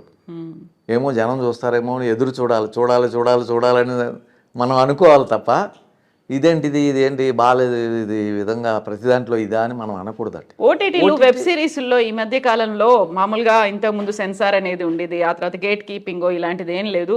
అది ఏది పడితే ఆ కంటెంట్ వచ్చేస్తోంది, విచ్చలవిడిగా విశృంఖలంగా కనిపిస్తోంది అనేది ఓటీటీలకు సంబంధించి, వెబ్ సిరీస్లకు సంబంధించి ఉంది. మీ అబ్జర్వేషన్ ఏంటి? మీరు అందులో చేశారా? చేశానండి, వెబ్ సిరీస్ నేను కూడా చేశాను. అంటే మరి అది లైక్ చేస్తున్నారు. ఇప్పుడు అసెంబ్లీలో బూతులు మాట్లాడుతూ అంటేనే చూస్తున్నారు, వింటున్నారు, వద్దని చెప్పటం లేదు. పక్కన చిన్నవాళ్ళు అసలు పనికిరాని వాళ్ళందరికీ ఎమ్మెల్యే సీట్లు ఇచ్చేస్తున్నారు. వాళ్ళు దేనికి పనికిరాని వాళ్ళకి. సో పేరు ప్రతిష్టలతో వాళ్ళు నెగ్గేస్తున్నారు. నెగ్గిన తర్వాత ఇంకా అసెంబ్లీలో మన ప్రజల సమస్యల గురించి వాటి గురించి మాట్లాడకుండా ఎంతసేపు ఎదటి వాళ్ళని విమర్శించటం, కక్ష పెట్టుకోవటం, లేకపోతే బూతులు మాట్లాడటం, వాళ్ళ ఫ్యామిలీస్ గురించి బూతులు మాట్లాడటం, ఇటువంటి వాళ్ళకి ఎలా ఓట్లు వేస్తున్నారు. అదేవిధంగా ఈ సీరియల్స్ అవనివ్వండి, వీటిల్లో కూడా అవి కొంతకాలం తప్పదు. కొంతకాలం తర్వాత చూడటం మానేశారు అనుకోండి, వీళ్ళు ఇలా మాట్లాడతారు అని వాళ్ళు ఛానల్ తిప్పారనుకోండి, రేటింగ్ పడిపోతుంది. ఆ టైపింగ్ వాళ్ళు తీరు వేరే కొత్త అర్థమవుతుంది. చూస్తున్నంతసేపు బాగానే వెళుతుంది, మంచి రేటింగ్ వస్తుందంటే వాళ్ళు లైక్ చేస్తున్నారేమో అని అపోహపడేది. సో దాంట్లో ఇది ఉంది కాబట్టి, ఈ కంటెంట్ ఉంది కాబట్టి మనం ఇలా తీయాలని మరొకడు ఆ విధంగా వెళుతున్నారండి. సో మీరు జానపద కథానాయకుడిగా విఠలాచార్య గారి సినిమాల్లో, అన్ని సినిమాల్లో వేషాలు వేసినప్పుడు, మీకంటూ ఒక రేంజ్ని క్రియేట్ చేసుకున్నప్పుడు, ఆ టైంలో వచ్చినటువంటి జనరేషన్, చిరంజీవి గారు కావచ్చు, అప్పుడు కొదమసింహం అనుకుంటాను కదా, అదే టైంకి అప్పుడు రిలీజ్ అయినప్పుడు కాంపిటీషన్ అనేది కనిపించేదా మీ మధ్యలో? ఎలా ఉండేది అసలు? నేను ఎప్పుడూ అనుకోలేదమ్మా. చిరంజీవి గారు ఫస్ట్ పిక్చర్ నాదే, పునాదిరాళ్ళు. పునాదిరాళ్ళు మేము 5 కుర్రోళ్ళం కలిసిమెలిసి ఉండేవాళ్ళం. తర్వాత కొన్ని రోజుల తర్వాత పున్నమి నాగులో చేశాము. ఆయనదేమో నెగిటివ్ క్యారెక్టర్, నాది. సో నాకు ఏమంటాము, స్నేహితుడిని మిత్రుడు అంటాం, నాకు ఆప్తమిత్రుడు. ఆప్తమిత్రుడు అంటే ఆపదల్లో ఆదుకునేవాడు. అలా ఉన్న ఇద్దరు ముగ్గురులో నాకు చిరంజీవి కూడా ఒకరు. సో అయితే నేను ఎప్పుడు ఆప్తమిత్రుడని నేను ఆయన్ని కలవటము, నా సమస్యలు చెప్పుకోవటం ఇటువంటి ఎప్పుడు నేను చేయలేదు. ఎందుకంటే ఇటువంటి పరిస్థితులు నాకు రాలేదు. నన్ను ఇండస్ట్రీలో నేను అంతకుముందు ఎలా వచ్చానో, నన్ను ఎలా పోషిస్తున్నారో ప్రొడ్యూసర్సు అండ్ ఛానల్స్ అవనివ్వండి, డైరెక్టర్స్ అవనివ్వండి. సో దానివల్ల నేను ఇతర వాళ్ళ అండదండలు లేకుండానే నాకు నేను ఒంటరిగా వెళుతున్నాను. అలా సాగుతోంది కాలం, నన్ను సాగనిస్తుంది ఈ వయసులో కూడా. సో నాకు ఇష్టమే, నా పక్క వాళ్ళు నేనే పొగుడుతూ ఉంటాను. ఆ షార్ట్ చేసినప్పుడే నాకు ఏచూరి గారు, మేమందరం జగన్మోహన్ ఇవన్నీ ఏచూరి గారు అందరూ మేము ఉన్నారు కదా, అయ్యో ఆయన లేని, ఏచూరి గారు లేని సినిమా ఉండేదా అప్పట్లో? ఎంతకాలం నుంచి మా అందరికంటే సీనియర్స్ సారథి గారు, ఏచూరి గారు, కేకే శర్మ గారు, ఇటువంటి వారందరూ కూడా చాలా సీనియర్స్ అండి. వారందరితో కలిసిమెలిసి చేశాము. మెయిన్ సావిత్రి గారు, వారితో నా జగన్మోహన్లో మదర్ ఆవిడే, పునాదిరాళ్ళలో మదర్ ఆవిడే. నాకు అటువంటి అదృష్టం, వారి పక్కన చేసే అదృష్టం కలిగింది అప్పట్లో మాకు. సో నాకు ఎదటి వాళ్ళు బాగుంటే నాకు చాలా ఇష్టం, సంతోషం. సంతోషం. ఫోన్ చేసి కంగ్రాచులేట్ చేశారా పద్మవిభూషణ్ వచ్చినప్పుడు చిరంజీవి? లేదండి, నేను చెప్తున్నాను కదా, నాకు అసలు ఫోన్ నెంబర్లు తెలియదు, ఏమీ తెలియదు. నేను ఆహా అనుకుంటాను అంతే. గతంలో కలిసి పని చేసాము, ఆప్తమిత్రుడు, అంతే. అవన్నీ కూడా అనుకోను, ఆహా అనుకుంటా. అంటే ఇవన్నీ కూడా ఇవన్నీ ఇవ్వటం నేను పెద్దగా అనుకోను. ఎందుకంటే ఏదో చెప్తా ఉంటారు, మనకు కావాల్సింది ఏంటంటే పిక్చర్ సక్సెస్ అవ్వాలి, ప్రొడ్యూసర్కి డబ్బులు రావాలి, జనాలు చూడాలి, ఇండస్ట్రీ పచ్చగా ఉండాలి, అంతే. మళ్ళీ వాళ్ళు సినిమా తీయాలి, మనకు వర్క్ ఇవ్వాలి. కానీ అవన్నీ మనకి ఒక స్టేజ్కి వెళ్ళాక అవి కావాలండి. ఒక స్టేజ్కి వెళ్ళాక వీటన్నిటికంటే ఏదో ఇంకా కావాలనే తపన అది ఉంటుంది. ఆ తపన ఉన్న వాళ్ళు అటు ప్రయత్నం చేస్తారు, వాళ్ళు సక్సెస్ అవుతుంటారు. నేను చెప్పాను కదా, అత్యాశ నాకు లేదు అని. సో వాటి గురించి నేను ఆలోచించాను అసలు. అయితే మీకు మనం ఇంటర్వ్యూ స్టార్టింగ్లో ఒక మాట చెప్పారు, అసలు వేరే దురలవాట్లు కానీ మిగతావి కానీ ఇవన్నీ లేవనుకున్నప్పుడు మీతో పాటుగా ఇండస్ట్రీలోకి వచ్చి, లేకుంటే మీకంటే సీనియర్లుగా ఉన్నవాళ్ళు, మీ తర్వాత వచ్చిన వాళ్ళు చాలామంది తాగుడుకు బానిస అయ్యారు, లేకుంటే ఇంకో వ్యసనాలకు బానిస అయ్యి ఉన్నదంతా పోగొట్టుకున్నారు, అప్పుల పాలయ్యారు, ఒకప్పుడు విపరీతంగా సంపాదించిన వాళ్ళు కూడా అప్పుల పాలయ్యారు. ఇలాంటివన్నీ ఎగ్జాంపుల్స్. ఇప్పుడు మీరు సావిత్రి గారి గురించి చెప్పినప్పుడు ఇవన్నీ చూసినప్పుడు ఏమనిపిస్తుంది? బాధ కలుగుతుంది. ఏదైనా చేయగలిగితే మనం ఆహానే పొజిషన్లో లేము, చిన్నగా ఏదైనా చేయగలం అంతే. పెద్ద ఉన్నవాళ్ళు వాళ్ళు తలుచుకుంటే ఏదైనా చేయగలరు. వాళ్ళకి ఆ మనస్తత్వం ఉంటుందో లేదో తెలియదు. మనకేమిటంటే చేద్దామన్నా మన దగ్గర ఉండవు. ఎప్పుడైనా చెప్పేవాళ్ళ సావిత్రమ్మ గారితో కానీ ఇంకెవరితో నేను ఇలా మాట్లాడినప్పుడు డిస్కషన్స్లో కానీ? లేదండి, అసలు సావిత్రమ్మ గారు యాక్ట్ చేసినప్పుడు మాకు ఆవిడ అన్ని కష్టాల్లో ఉన్నారని తెలియదు. ఈ మధ్యన ఈ యూట్యూబ్స్ అవి వచ్చిన తర్వాత వాటిలో వేసి 600 ఇంట్లో ఉన్నారు, లేకపోతే రేక్ షెడ్లో ఉన్నారని తెలిస్తే, అవునా అప్పట్లో మనం పనిచేసామే, బోల్డ్ అంత ఇచ్చేవాళ్ళే మన దగ్గర ఉన్నది అని కళ్ళంతా నీళ్లు పెట్టుకున్నాను. అంతే కదా, తెలియకుండా వచ్చేవాళ్ళు షూటింగ్కి. సావిత్రి గారు వచ్చారు అనుకోవటమే, మనం ఎప్పుడో సినిమాల్లో చూసాం అని చూడటం, మీరు కలిసి పనిచేశారన్నప్పుడు ఒక సంతోషం అంతే తప్ప వెనకాల ఉన్న ఆవిడ బాధలు మనకు ఎవరు చెప్పడం లేదు. పెద్దగా అప్పట్లో మన దగ్గర డబ్బులు కూడా ఉండేవి కదా, తక్కువే కదా అందరికీ కూడా. ఇప్పుడు అయినా మనకు ఉన్న దాంట్లో తప్పకుండా సహాయమే కదా అసలు. ఎంత మరి మన పెద్దవాళ్ళు ఎందుకు అటువంటి వాళ్ళని ఆదరించలేదో కూడా అర్థంగా. కానీ వాళ్ళ లోపల కూడా ఏవో ఉంటాయి, అది మనసులో పెట్టుకుని వీళ్ళు వాళ్ళని చూసేది ఏంటని వదిలేశారు. తప్పులను క్షమించి ఒక ఇదని చెప్పి అందరూ సహాయం చేసే గుణం మరి ఉండుంటే బాగుండేది. అది ఎవరు చేయలేకపోయారు. లేకపోతే వారికి కూడా అలా అన్ని కష్టాలని తెలియలేదు, బయటికి చెప్పుకోలేదేమో, తెలియలేదేమో, అంత కష్టాల్లో ఉన్నారని తెలియదేమో, అనేక కారణాలు ఉండొచ్చు అంటే. అదే టైంలో ఓన్లీ ఇప్పుడు మన సావిత్రమ్మ గారి గురించి మాట్లాడుకున్నాం, కానీ చాలా మంది ఇలా అప్పుల పాలయ్యారు, లేకుంటే ఉన్నదంతా నమ్మి ఇచ్చేసారు ఎవరికో అనేది ఉంది. వాళ్ళు ఏదో ఒక కథ చెప్పారు, లేకుంటే వాళ్ళ దీనగాథ చెప్పుకున్నారంటే ఇంట్లో వాళ్ళ ఇది కూడా పైకి వచ్చినప్పుడు మనం ఏమి వెనకాల వాళ్ళే చూస్తారు కాబట్టి అవన్నీ వాళ్ళ పేర్లో వీళ్ళ పేర్లో అన్నీ పెట్టి వీళ్ళు ఇంట్లో వాళ్ళు అన్యాయం చేస్తున్న వాళ్ళు కూడా చాలామంది ఉన్నారు. వాళ్ళకి అన్నీ పోగొట్టుకోవటం జరిగి ఎదటి వాళ్ళ మీద అన్నీ ఉండటం, ఆస్తులు అవి అన్నీ ఉండటం. సో వీళ్ళు లేకపోవటం. కొంతమంది సినిమాలు తీసి ఇప్పుడు కాంతారావు గారు ఉన్నారంటే వారి ఇల్లు ఇక్కడే మీ పక్కనే. ఇప్పుడు కరెక్ట్ గా ఇప్పుడు మనం ఉన్న ప్లేస్ లోనే కాంతారావు గారి ఇల్లు ఉండేది. ఇదేనా? ఇల్లు ఇది కాదు, అది అమ్ముకొని వెళ్ళిపోయారు అదే, హైదరాబాద్ ఇదే ప్రాంతం ఇప్పుడు మనం ఉన్నటువంటి ఈ ప్రాంతమే. ఇంటికి నేను వచ్చానమ్మా చూడటానికి. అప్పుడు 2 అంతస్తులు 3 అంతస్తులు, ఆ తర్వాత అమ్మేసుకొని 30 వెళ్ళిపోయారు. లక్షలు 40 లక్షలు ఆ రోజుల్లో దాని ఖరీదు. ఉమ్. నేను వచ్చాను ఒకసారి వారిని కలవటానికి, ఎవరో తీసుకువెళ్ళారు కాంతారావుకి. ఇది ఈ రోడ్డు అని తెలుసు, ఇదే కానీ place ఈ లో. ఇల్లు అని నాకు తెలియదు. మరి వీరు ఇది సినిమాలు తీసినప్పుడు స్వాతి చినుకులు వాణిశ్రీ గారితో తీసినప్పుడు గండడని ఇటువంటి సినిమాలు తీసినప్పుడు ఒక దాంట్లో నష్టం వచ్చినప్పుడు అప్పట్లో డిస్ట్రిబ్యూటర్స్ అని ఉండేవారు.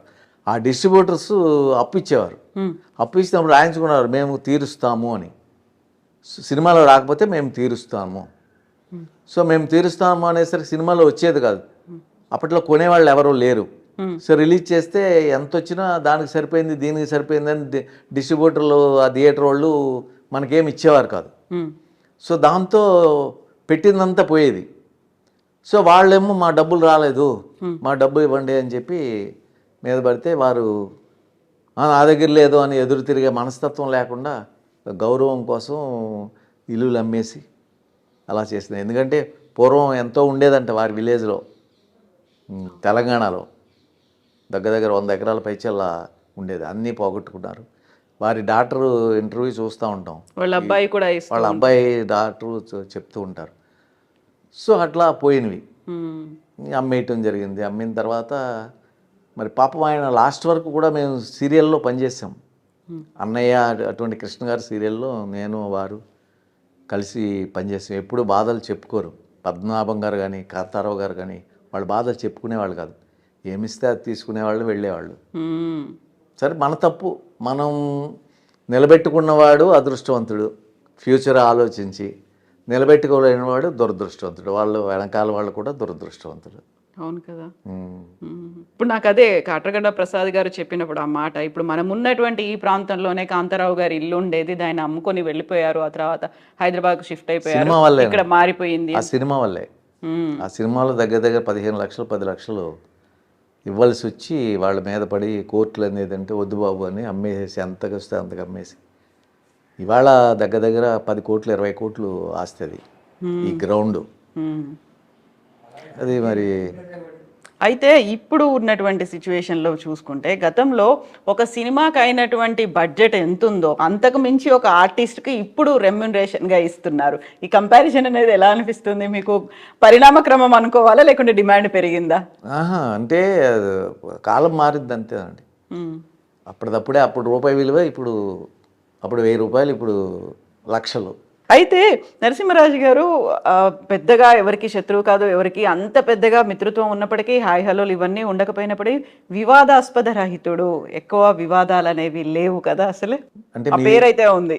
అంటే వివాదాలు లేవంటే ఏదైనా మాట్లాడింది వేరే విధంగా ఛానల్స్ వాళ్ళు పెట్టకుండా ఉంటే ఎందుకంటే ఉదాహరణకి ఇప్పుడు ఛానల్స్ కాదు, ముందు నుంచి కూడా ఎక్కువ గొడవలు కూడా పేపర్లో అప్పుడు పేపర్లో ఏదైనా మాట్లాడితే దాని ఎందుకు అలా చేస్తారో తెలియదు. అంటే ఒక అట్రాక్టివ్గా ఉండటానికి అలా పెడతారో టైటిల్స్ పెట్టి. చిరంజీవి గారు ఉదాహరణకు ఒకటి చెప్తాను. చాలా కాలం మేము ఎప్పుడూ కలవలేదు. నాగబాబు గారు నేను ఒక సీరియల్ చేస్తుంటే మా ఇంటికి ఎప్పుడు రాలేదంటే రాలేదులే, అక్కడ అందరూ ఉంటారు పెద్ద పెద్ద వాళ్ళందరూ, నేను ఎందుకు, అంతే తప్ప ఏం లేదు నాగబాబు గారు అని చెప్పాను. అన్నయ్య రేపు ఎల్లుండి వస్తున్నాడు, ఏదో సినిమా ఉందండి, శంకర్దాదా, మీరు గుర్తుంది అది, సంతోషం సీరియల్ చేశా. అప్పుడు వెళ్దాం నువ్వు ఉంటే ఎవరో అడ్డు పెట్టరు కదా, ఇప్పుడు కొత్త వాళ్ళు ఉంటారు కదా చుట్టూ, వాళ్ళు అడ్డు పెడతారు, ఏదైనా అంటే ఇదేంటి వీళ్ళు అడ్డు పెడతారని మనకు అహం రావచ్చు. నాగబాబు గారి దగ్గరికి వెళ్ళినప్పుడు నాగబాబు నెక్స్ట్ డే వారు వచ్చారు. సో మేము ఇదైన తర్వాత లంచ్ టైంలో వెళదాము అని అనుకున్నాం. లంచ్ టైంలో వెళదాం సార్ అన్నారు నాగబాబు గారు. సరే అండి. ఈ లోపల వారే వచ్చారు. ఏదో పలకరించుకున్నాం, అందరూ కాళ్ళ మీద పడ్డారు, నమస్కరించారు, అది ఇది. ఆయన నన్ను కౌగులించుకున్నాడు. ఏమయ్యా ఎలా ఉన్నావు రాజు అని. బాగానే ఉన్నాను. మా డైరెక్టర్ని కూడా పరిచయం చేస్తే ఆయన దూరం వెళ్ళిపోయాడు. ఆయన కొంచెం అదొక టైప్ మెంటాలిటీ, ఇన్ఫీరియారిటీ కాంప్లెక్స్. ఆయన హలో అని వెళ్ళిపోయారు ఆయన. సో నేను దూరంగా ఉన్న ఫోటోలు తీసుకుంటా అంటే తర్వాత నా మొదటి హీరో గారు రండి ఫోటో దిగాలి అని ఫోటో దిగాం. నాగబాబు, నేను, ఆయన. అదే నా ఇంట్లో ఉంటుంది. నా ఇంట్లో ఫోటో లేదు ఏమీ, ఇది ఒక్కటే ఉంటుంది. నేను ఎప్పుడు పెట్టుకో, నా ఫోటోలు కూడా పెట్టుకోలే. దీన్ని ఏమని రాశారు, నేను నన్ను ఆయనే నా దగ్గరికి వచ్చాడు అని హెడ్డింగ్ పెట్టి ఒక యూట్యూబ్ వాళ్ళు వేశారు. అది ఎంత బాధపడతారు. మీరు దూరంగా ఉన్నారు, చిరంజీవి గారే వచ్చేసి మిమ్మల్ని కలిశారు అని. అలా అని కాదు, అది ఎలా ఉంటుందంటే ఆ చదివే ఆయనే నా దగ్గరికి వచ్చాడు అని ఇలా నా ఫోటో వేసి చిరంజీవి వేస్తే నేను వాడిని కలవను, వాడే నా దగ్గర రావాలి అన్న మీనింగ్ రావటంలా తప్పు కదా. అది లోపల మ్యాటర్ వేరే ఉంది, లోపల ఏమి చెప్పామో అదే ఉంది. సో ఈ జనానికి అట్రాక్షన్గా ఉండటానికి వీళ్ళు ఇది చేస్తారు. అర్థమైంది. దీనివల్ల ఏంటంటే మనసులో అది లోపల మ్యాటర్ చదవలేదు అనుకోండి, అది గుర్తుపెట్టుకున్నామంటే ఇప్పుడు నేను ఆప్తమిత్రుడు అంటున్నాను, అది కాకుండా అతనే నా దగ్గరకు వచ్చాడంటే ఏంటి ఇలా అంటాడు అని అనుకోరా హెడ్డింగ్ చూసి చదివే సమయం లేకపోతే. అవును కదా. మరి ఇలా ఉన్నాయి. కొంతమంది ఏమో బతికున్న వాళ్ళని చంపేస్తున్నారు, ఫోటోకి దండలు వేసేసి చచ్చిపోయారని రాస్తున్నారు, చనిపోయిన వాళ్ళు బతికున్నారని రాస్తున్నారు. ఇలా అయిపోయింది. కాలంతో పాటు నవ్వుకోవటం వెళ్ళిపోవటం. ఇదే ఆలోచించామనుకోండి మనం ముందు మీరు అన్నట్టు అనారోగ్యం పాలైపోతాం. అయితే ప్రతిసారి ఇప్పుడు మీరు ఈ మాట అన్న తర్వాత నేను అంటున్నాను, చాలా వరకు వీళ్ళు మాకు తెలుసు, లేకుంటే వాళ్ళ ఫ్యామిలీకి మేము చాలా క్లోజ్, లేకుంటే ఆ పిల్లలు మమ్మల్ని ఇలా పిలిచేవాళ్ళు. ఇప్పుడు మీరు ఒక రాజు రావయ్య అని చిరంజీవి గారు పిలిచారు కదా. సో ఇంత ప్రతిదాన్ని ఇప్పుడు గొప్పగా చెప్పుకోవాల్సినటువంటి పరిస్థితులు ఏర్పడాయనిపిస్తోంది కదా ఇప్పుడున్నటువంటి సిచ్యువేషన్లో చూస్తే. లేదు నాకు చిరంజీవి గారు చాలా క్లోజు, బాల్యమిత్రుడు, లేకపోతే వీళ్ళు మేము చిన్నప్పటి నుంచి కలిసి పెరిగేవాళ్ళం, ఇలా పిలుచుకునేవాళ్ళం, ఇలా ఆడుకునేవాళ్ళం, ఇలా సినిమాలు చూసేవాళ్ళం, అదంతా చెప్తే చాలా గొప్పగా అనిపిస్తోంది కదా ఇప్పుడు. ఏమో మరి ఎలా ఫీల్ అవుతారు. అబ్బా ఊరికే సోది చెప్తున్నాడు కూడా అనుకునేవాళ్ళు కూడా ఉంటారు. మెయిన్ మ్యాటర్ చెప్పకుండా మైండ్ సెట్ ఎలా ఉంటుందో తెలియదండి చదివే వాళ్ళది. ఏదైనా మనం మాట్లాడుతుంటే సోది చెప్తున్నారు, బా సోది చెప్తున్నాడు ఏంటా అని పక్కకి వెళ్ళిపోతారు. సో మెయిన్ మ్యాటర్ చెప్తుంటే అది ప్రజెంట్ది కావాలి, ప్రీవియస్ వద్దు. కానీ చాలా మందికి ప్రీవియస్ హిస్టరీ ఏంటి, వాళ్ళ బ్యాక్గ్రౌండ్ ఏంటి, లూప్ హోల్స్ ఏంటి, ఇవి తెలుసుకుంటే అవన్నీ వద్దండి. అవన్నీ ఎవరు వినరు, తిప్పేస్తారు.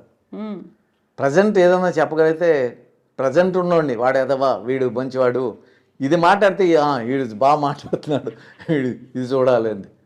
కానీ వాడు మంచివాడు, వాడు చేసిన మంచి పనులు ఇవి అన్నాకని చూడరా. మంచి పనుల గురించి చెప్పొచ్చు, చెడు పనుల గురించి చెప్పొచ్చు. మంచి పనుల కంటే చెడు గురించి చెప్తుంటే వింటారు. మంచి పనులు చెప్తే అవి సరే, ఇంకా వాడు ఏం దరిద్ర పనులు చేశాడు అవి చెప్పండి అంటారు. క్యూరియాసిటీ పెంచుతుంది కదా. చనిపోయిన వాళ్ళ గురించి కానీ ఉన్న వాళ్ళ గురించి మంచి తీసుకోవాలండి, చెడు పక్కన పెట్టేయాలి. మంచి కూడా ఉంటుంది కదా, ఎంత ప్రతి వాళ్ళలోని మంచి చెడు ఉంటుంది. మనం మంచి తీసుకుంటే బాగుంటుంది, చెడుని వదిలేసేసి. చాలా వరకు మీరు 53 ఏళ్ల నుంచి ఉన్నారు అంటే ఇన్ని వందల మందితో క్యారెక్టర్ ఆర్టిస్టులు కావచ్చు, హీరోలు, హీరోయిన్లు, డైరెక్టర్లు, ప్రొడ్యూసర్లు, వీళ్ళందరి గురించి ఎంత చెప్పినప్పటికి కూడా వాళ్ళు ఇలాంటి మైండ్ సెట్తో ఉండేవాళ్ళు, లేకుంటే వాళ్ళు చేసిన పని ఇది అన్నప్పుడు ఆ క్యూరియాసిటీ పెంచుతుంది. అదే కదా మీరు పెట్టినటువంటి ఈ థంబ్నెయిల్ కావచ్చు, టైటిల్ కావచ్చు, అట్రాక్ట్ అవ్వడానికి అదే యూజ్ అవుతుంది కదా. అందుకే మేమేమి అంటాం లేదండి, మొదట తర్వాత చదువుతారు, టైటిల్ బాగోకపోతే చదవరు అసలు. అది వీక్ టైటిల్ అయితే, సినిమాకి కూడా వీక్ టైటిల్ పెట్టామనుకోండి చూడరు ఆ సినిమాకి. ఉన్నా లేకపోయినా, దాంట్లో మ్యాటర్ ఉన్నా లేకపోయినా మంచి టైటిల్ పెడితే ఇది ఆ విధంగా ఫాలో అవుతున్నారు. ఊరికే సరదాగా చెప్తున్నాను ఈ విధంగా. అయితే ఇప్పుడు మీరు ఇంట్లో కేవలం ఆ ఒక్క ఫోటో మాత్రమే ఉందన్నారు, ఇంట్లో అదొకటే ఉంది. ఇప్పుడు మీకు గ్రాండ్ చిల్డ్రన్ వచ్చారు, లేకుంటే మా తాతగారు ఇలా విఠలాచార్య సినిమాలో చేసేవాళ్ళు, లేకపోతే జానపద కథానాయకుడు అంటారు, ఆంధ్ర కమల్ హాసన్ అంటారు, ఇవన్నీ చెప్పుకోవడానికి వాళ్ళకి ఏం మిగిలిస్తారు? ఏమి లేదు, వాళ్ళు ఎవరో చెప్పుకోరు ఇవన్నీ. ఎందుకు? నన్ను ప్రజెంట్ చూసిన తర్వాత ఓ తాత వెరీ సెక్సీ యు ఆర్ అంటారు. ఏదన్నా ఇది ఉంటే ఇదే మాట్లాడతారు తప్పితే గతం నువ్వు సినిమా హీరోవి అవి ఇవేమి మా మనవలు తెలుసు చూపించలేదు. ఇప్పుడు చేసేవి చూస్తారు అప్పుడప్పుడు, అప్పటివి చూడరండి. ఎందుకలా చూడరు? అప్పుడు సినిమాలు ఎవరు చూడరు ఇప్పుడు. అప్పుడు బాధలు గాథలు ఆ స్టోరీస్ ఎవరు ఆ సినిమా తీసామనుకోండి రిలీజ్ కూడా అవ్వదు. అయితే ఇప్పుడు చూడరు. యు ఆర్ సో సెక్సీ అని మీరు ఇప్పుడు అన్నప్పుడు, ఇప్పుడే కాదురా నేను అప్పుడే ఇలా ఉండేవాడిని అని చూపించలేదు, అసలు చూపించాలనిపించలేదు. అంత టైం ఉండదు వాళ్ళకి కూడా. తాత యూఆర్ లుకింగ్ సో సెక్సీ అని అలా వెళ్ళిపోతారు ఏజ్ ఎంత? చిన్నపిల్లలు. ఏమనిపిస్తుంది అప్పుడు మీకు? వాళ్ళకి అలా అనిపించింది, అలా మాట్లాడుతున్నారు. ఆ టైంలో మీరు హీరోగా ఉన్నప్పుడు ఇలాంటి కామెంట్స్ ఎవరి దగ్గర నుంచి వచ్చాయా? వచ్చినా ఏదేంటో మనకి తెలుసు కదా, పెద్దగా రాలేదు. ఎందుకంటే మనం క్లోజ్గా ఎవరితోని కూర్చొని ఏదైనా సీన్ గురించి డిస్కస్ చేయటము, లేకపోతే వెళ్ళిపోవటం, ఆ టైంకి రావటం వెళ్ళిపోవటం. పెద్దవాళ్ళు కదండి అందరూని. మేము యేచూరి గారు, మేము శారద గారు మాట్లాడుకోవటమే గొప్ప కబుర్లు చెప్తాం. అందులో వీళ్ళు మాట్లాడేది నేను వింటమే, ఎందుకంటే వాళ్ళు కమెడియన్స్, టాప్ కమెడియన్స్ వీరు. ఎప్పటి నుంచో ఉన్నవాళ్ళు కదా. మేము కొత్తలో వచ్చినప్పుడు ఆ టీ నగర్, అది ఇక్కడే పాండీ బజార్లో వీళ్ళందరినీ చూసేవాళ్ళం. యేచూరి గారిని, కేకే శర్మ గారిని, శారద గారిని, పొట్టి ప్రసాద్ గారిని, వీళ్ళందరూ ఒక్కొక్కరు ఒక్కొక్క డిఫరెంట్ టైప్ కమెడియన్స్. సో ఎంత రియల్ లైఫ్లో ఎంత నవ్విస్తారో వీళ్ళు. సో వీళ్ళన్నీ మేము చూస్తూ ఉండటమే. వాళ్ళకి చెప్పేంత కానీ వాళ్ళ ఇది కానీ మాకు లేదు. అప్పుడు లేదు, ఇప్పుడు లేదు. ఇప్పుడు కూడా మా కమెడియన్స్, మా పక్కన ఉన్న వాళ్ళు ఏది చెప్తుంటే అదే వింటూ కూర్చుంటాం. అయితే ఆ టైంలో ఇన్ని సూపర్ హిట్ మూవీస్ చేసినటువంటి ఒక జానపద కథా నాయకుడు అనుకున్నప్పుడు మీకున్నటువంటి నేము, ఫేము, మీకోసం ఎదురు చూసేటువంటి ఫ్యాన్స్, మీతోనే సినిమాలు తీసుకోవాలనుకునేటువంటి డైరెక్టర్లు, ప్రొడ్యూసర్లు ఇంతమంది ఉన్నప్పుడు మీ పేరుతో లేకుంటే మీ చుట్టుపక్కల ఎక్కువ మంది ఉండాలి అనేటువంటిది ఒక ఫీల్ అనేది మీకు కూడా ఉండకపోయేదా? అంటే నాతోనే సినిమాలు తీయాలని అంత ఏ ప్రొడ్యూసర్లు లేరండి. ఆహా, సినిమా చేస్తూ ఇది ఆయన ఉన్నారు కదా, ఆయన ఉంటే పెడదాం ఆయన్ని అనేవారు. నేను ఉన్నాను కాబట్టి నన్ను పెట్టేవారు. నేను లేనంటే వేరే పెట్టుకుని ఉండేవారు. పెద్ద నా కోసమైనా అది కొంతమందికే వస్తుంది. రామారావు గారికి, చిరంజీవికి, కృష్ణ గారికి, శోభన్ బాబు గారికి, కృష్ణరాజు గారికి, పెద్దవాళ్ళందరికీ కూడా ఈ క్యారెక్టర్ కృష్ణరాజే ఉండాలి ఈ క్యారెక్టర్. మనకి అలా లేదండి. కాకపోతే ఆయన ఉన్నాడేమో చూడండి, అలవాటు అయిన ఆయన కదా, మనం ఫ్రీగా ఉండేవాళ్ళం, మనకి ఇచ్చేవారు, అవకాశాలు ఇచ్చేవాళ్ళు మనకి, మనం చేసేవాళ్ళం. సో ఇలాంటి వివాదాలు కానీ, ఇలాంటి ఒక పేరు రావాలి, పాపులారిటీ రావాలి, ఒక సెలబ్రిటీ హోదా రావాలి, లేదు లేదు, అసలు ఏమీ లేదు. సినిమా ఆడాలి, ప్రజలు చూడాలని కోరుకునేవాళ్ళు, దండం పెట్టుకునేవాళ్ళం. ఎందుకంటే ఆడితేనే మళ్ళీ ఇంకో ప్రొడ్యూసర్ మనకి ఇస్తారు. అవును. సో సినిమా బాగోవాలి, ఆ కథ చెప్పిన కథ మనం కూడా చూసుకుని బాగుంది, మనం సినిమా చూసినట్టు ఫీల్ అయ్యేవాళ్ళం మేము. సినిమా చేసిన ఇప్పుడు సీరియల్ కానీ ప్రతిదీ చూస్తామండి. ఇవాళ వచ్చింది, రేపు ఖాళీ ఉన్న హాఫ్ అన్ అవర్లో అది వేసుకుని చూస్తాం, ఏం తప్పులు ఉన్నాయి ఏంటి, కథ ఏంటి అనేది. అయ్యో ఈవేళ బాగోలేదే ఈ సీరియల్ అనుకుంటాం. సో ఏదైనా తప్పు ఉప్పులు ఉన్నప్పుడు సరి చేసుకుంటూ ఉంటాం. సో అట్లాగే ఆ కథను బట్టి ఫీల్ అవటం. అదే పరిచయాలు నా డిసడ్వాంటేజ్ అండి. నేను పరిచయాలు ఎక్కువ పెంచుకోలేదు. అది కెరీర్ మీద ఏమైనా ఎఫెక్ట్ పడింది అనుకుంటున్నారా? పర్సనల్ లైఫ్ కాదు, నేను అది కెరీర్ మీద పడితే నేను ఇంత బిజీగా ఎందుకు ఉంటాను? ఏమీ పడలేదు, అసలు ఏది ఎఫెక్ట్ చూపించలేదు, ఇంకా చూపించలేదండి. ఎందుకంటే పవర్ఫుల్ జాతకం, అది జాతకాలు నమ్మితే పవర్ఫుల్ జాతకం అయితే ఆటోమేటిక్గా వచ్చేస్తారు, ఇస్తూ ఉంటారు. అందుకే నేను చెప్తున్నా, బిహేవియర్ కావాలి, వెయిట్ చేయాలి. అలాంటప్పుడు అది మీకు డిసడ్వాంటేజ్ కూడా కాదు కదా? అంటే ఇంకా బాగుండేవాళ్ళమేమో. మా నాన్న పిలిచాడు, ఇంకా ఉండే. ఇప్పుడు నేను చిరంజీవి మిత్రుడు, ఆయన ఇన్ని సినిమా చేస్తాను, నేను వెళ్ళి నేను ఒక వేషం వేయాలి, మంచి వేషం అంటే ఇవ్వడా, ఇస్తారు. కానీ నేను వెళ్ళలేదు కదా.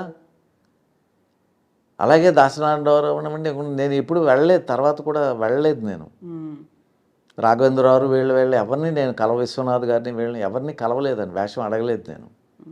అప్పుడు విఠలాచార్య గారు వారే ఇచ్చాం, ఆయన కూడా విఠలాచార్య గారి దగ్గరికి వెళ్ళేవాడిని. ఎందుకంటే ప్రతి సినిమాకి ఇస్తారో ఎవరో అనే భయంతో వారు చేస్తున్నారు, మళ్ళీ మొదలు పెడుతున్నారని వెళ్ళి, సార్ ఈసారి నేను ఉన్నానా అని అడిగామండి. మదన మంజరి నాకు ఇవ్వలేదు.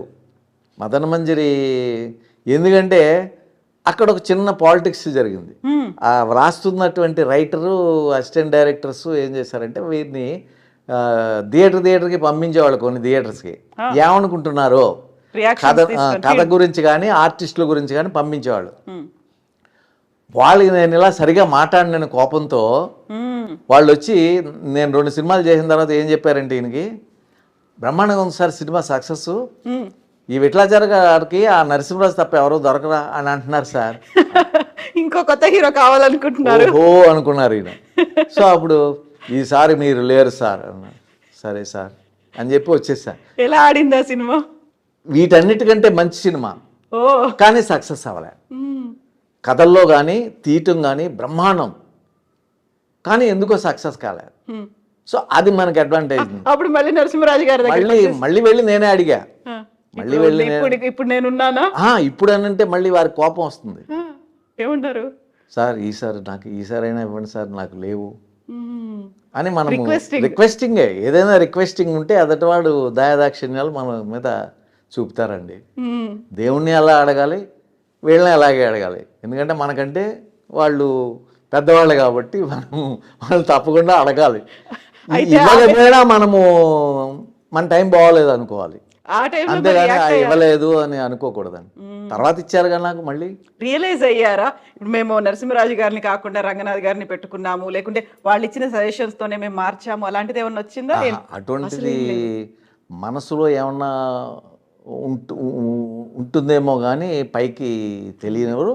అది కరెక్ట్ కూడా కాదండి. ఎందుకో జనానికి నచ్చలేదు, ఏది నచ్చలేదో తెలియదు అనుకుంటారే తప్ప అట్లా ఆ భావన ఉండదు వారికి, ఎవరికి ఉండదు.